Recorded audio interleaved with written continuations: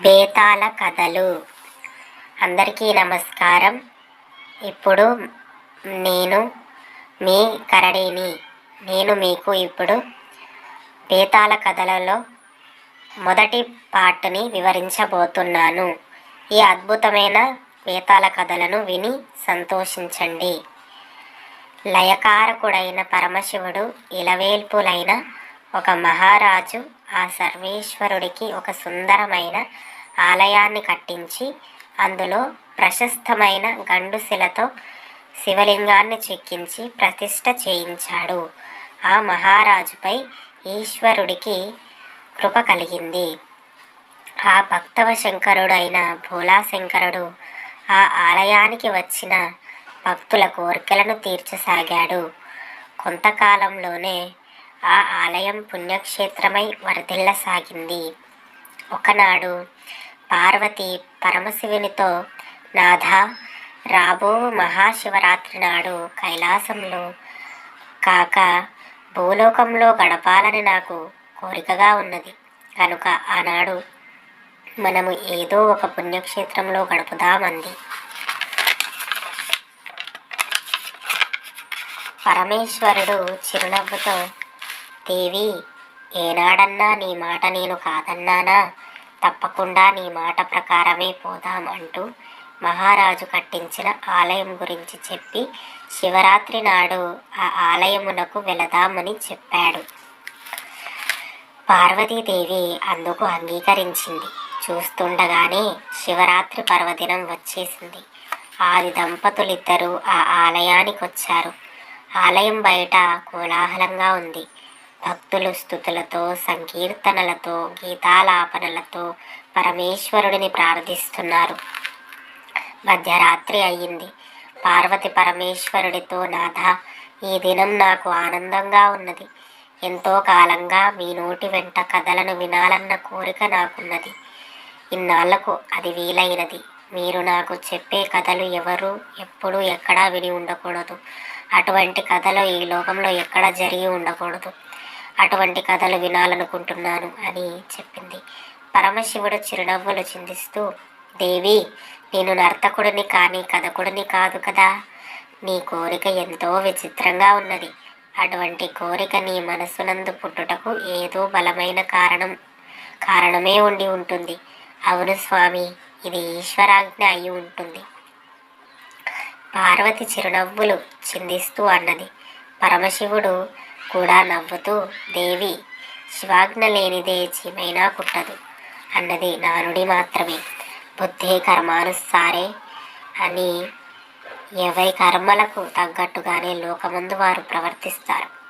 నీ మనసునందు ఈ కోరిక ఎందుకు కలిగినదో కానీ నీ మనసునందు ఈ కోరిక ఎందుకు కలిగినదో కానీ ఆ కారణం ఏదైనా కానీ అది లోక కళ్యాణం కలిగించునుగాక అంటూ దీవించాడు.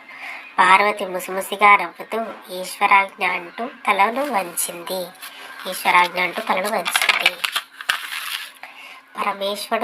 పరమేశ్వరుడు కూడా నవ్వుతూ, దేవి, నీవు కోరినట్లే నేను కథలు చెబుతాను. ప్రతి కథలో ఒక సమస్య ఇమిడి ఉంటుంది. కథ పూర్తి కాగానే నేను ఒక ప్రశ్నను సంధిస్తాను. ఆ ప్రశ్నను విచక్షణతో, ధర్మబుద్ధితో నీవు తిప్పికొట్టాలి. అలా నీవు తిప్పికొట్టలేని మరుక్షణం నేను కథలను చెప్పటం ముగిస్తాను అంటూ షరతులు పెట్టాడు ఈశ్వరుడు.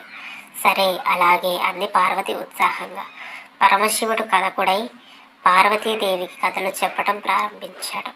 ఆ ఆలయానికి శివకర్మ పూజారి. ఆనాడు శివరాత్రి కనుక ఆలయంలో భక్తుల తాకిడి ఎక్కువగా ఉండడం వల్ల అతడికి ఎడతెరిపి లేని పనితో సరిపోయింది. ఆ తాకిడి తగ్గాక అలసటతో గర్భగుడి ద్వారం పక్కన ఉన్న రాతి స్తంభానికి ఆనుకొని విశ్రాంతి తీసుకోసాగాడు. పార్వతీ పరమేశ్వరుల సంభాషణ అతని చెవిన పడింది. ఆ స్తంభం చాటున నుంచే వారిద్దరిని చూశాడు. అర్ధనారీశ్వరుడు హాలితో కలిసి ఉండగా దర్శించటంతో అతని తనువు, మనసు రెండూ పులకరించిపోయాయి. ఆ ఆది దంపతుల రూపం వైపు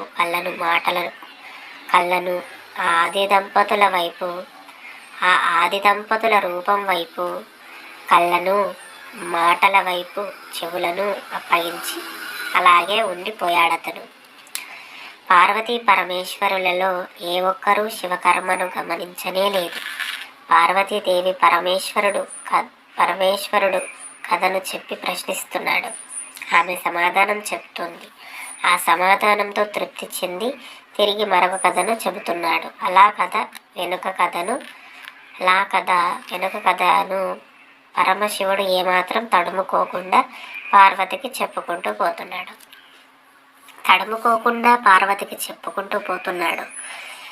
ఒక కథకు మరొక కథకు ఏమాత్రం సంబంధం లేదు. అలాగే కథలలో సమస్యలు కూడా అంతకంతకు జటిలమవుతున్నాయి.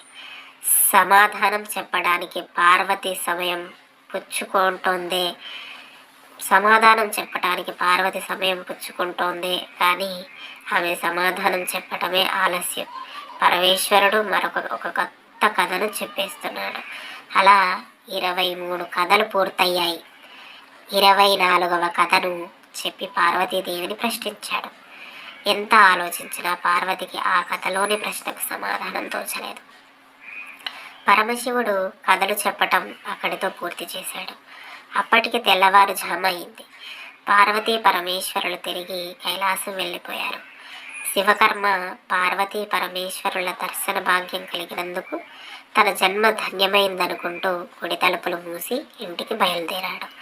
శివకర్మ భార్య మహాదొడ్డ ఇల్లాలు. రాత్రంతా భర్త కోసం ఎదురు చూస్తూ గుమ్మంలోనే ఉండిపోయింది.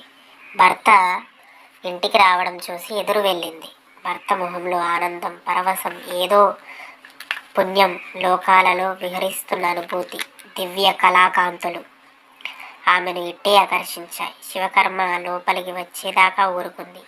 ఇక ఉండబట్టలేకపోయింది. శివకర్మ ఆనందానికి కారణం అడిగి శివపార్వతుల దివ్య దర్శన భాగ్యం కలిగింది అంటూ ఎంతో ఆనందంగా చెప్పాడతను. ఆమెకు నమ్మకం కలగలేదు. భర్త నిష్ఠాగరిష్టాపరుడే, కానీ బొందితో శివదర్శనం తపస్సు చేసేవారికే దక్కుతుందని ఆమె నమ్మకం. అందుకే కలలోనా అంటూ హాస్యమాడింది. లేదు, ఇలలో నిజంగా, నీ మీద ఒట్టు సుమి అంటూ శివపార్వతులు ఆలయానికి రావటం, శివుడు పార్వతికి కథలు చెప్పటం, 24 కథలను చెప్పటం గురించి ఆమెకు చెప్పాడు. అప్పటికీ ఆమెకు నమ్మకం కలగలేదు. అలాగా, అయితే శివుడు పార్వతికి చెప్పిన కథలను మీరు నాకు చెప్పండి అంది. అమ్మో, దేవరహస్యం, ఆడవారికి నోట్లో నువ్వు గింజ కూడా దాగదంటారు అన్నాడు శివకర్మ. అలిగింది, ప్రతిమాలింది. ఎవ్వరికీ చెప్పనని అతడికి మాట ఇచ్చింది ఆమె. ఆ కథలను ప్రశ్న సమాధానాలతో విన్నాక భర్త చెప్పింది నిజమేనన్న నమ్మకం కలిగింది. ఆహా, మీది ఏమి అదృష్టం! ఏ తపస్సు చేయకుండానే ఆ ఆది దంపతుల్ని కనులారా తిలగించారు. మీ అంత అదృష్టవంతుడు ఎవడూ ఉండడు అంటూ ముచ్చట పడిపోయింది. ఆ తరువాత తనకి ఆ అదృష్టం కలగనందుకు చింతించింది. శివకర్మ ఆమెను ఊరడిస్తూ, బాధపడకు, పెళ్లినాడు అగ్ని ప్రదక్షిణం చేస్తూ ధర్మార్థ కామ మోహములందు నీకు సగభాగం పంచుతానని ప్రమాణం చేశాను కనుక శివపార్వతుల దర్శన భాగ్యం వల్ల నాకు కలిగే ఫలంలో నీకు సగభాగం పంచుతున్నాను అన్నాడు. భర్తకు తన పట్ల ఉన్న ప్రేమకు ఆ ఇల్లాలు ఎంతో సంతోషపడిపోయింది. ఆడవారు ఏ రహస్యాన్ని కడుపులో దాచుకోలేరు, నోరు కట్టేసుకోలేరు. శివకర్మ భార్య కూడా ఆ కోవకు చెందిన స్త్రీనే. దేవరహస్యం ఎవరికి చెప్పకు అంటూ శివకర్మ ఆమెను హెచ్చరించినా ఆమె పట్టించుకోలేదు.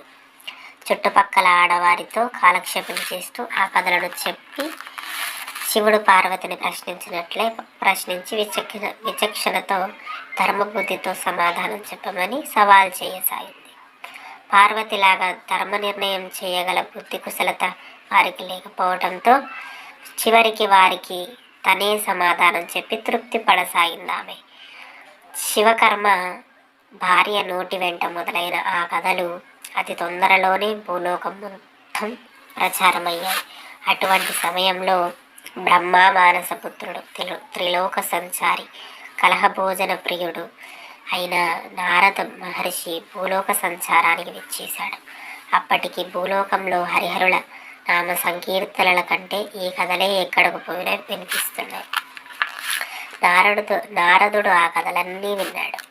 ఆ కథలు ఎప్పుడూ ఎక్కడా జరగని కథలు అని నిశ్చయించుకుని, అవురా, ఈ మానవులు ఎంత తెలివైన వారు! ఎవ్వరు ఎక్కడ ఈ కథలను పుట్టించారో కానీ, మొదటి శ్రోత ఎవ్వడో కానీ వారిద్దరూ అమితమైన బుద్ధి కుశలత కలిగిన వారు కదా అని ఎంతగానో ఆశ్చర్యం చెందాడు.